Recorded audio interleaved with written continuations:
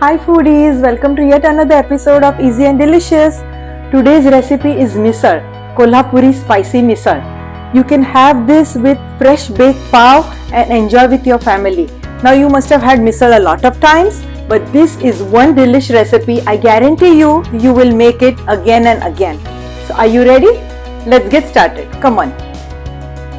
I usually like to use a combination of mixed pulses which I soak and hydrate overnight. You can use any of your choice. Now you can add any pulses of your choice. Just make sure you soak them well overnight to hydrate so that they cook quickly. We will cook these with some water until soft and they break easily. It will take some time for these to cook, but I prefer to cook these without pressure cooker. Once cooked, these will break easily and we'll keep it aside for a while.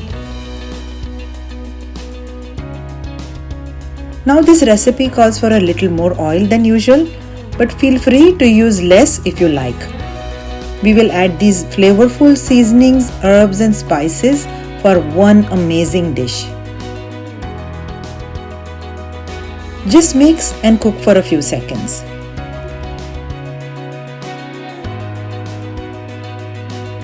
We will cook the onions until nice and golden and then go ahead with the next step. Try to chop the tomatoes fine for them to cook quickly. Once the oil separates, we will go ahead with the spices.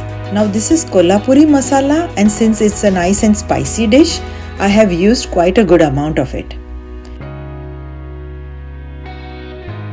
Paprika will make this dish nice and vibrant.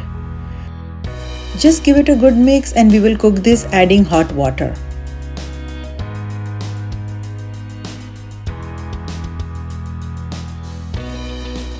You will start seeing a layer of oil separating on top. That's when we will add the cooked pulses and beans. Now the aroma is so amazing that I can't wait to have this. Check out the picture for serving ideas.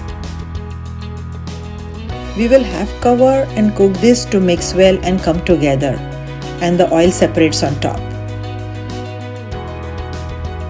Wow, look at how awesome this looks. Garnish and our misal is ready. And thank you for watching. That was one delish recipe, right? I'll be showing you a lot of quick and easy recipes in the future. Do subscribe to my channel and hit the bell icon so that you get notified with any new recipe I post every week. And if you like this recipe, you know what to do. Leave your comments below, give it a thumbs up and don't forget to subscribe. I'll see you next week. Bye.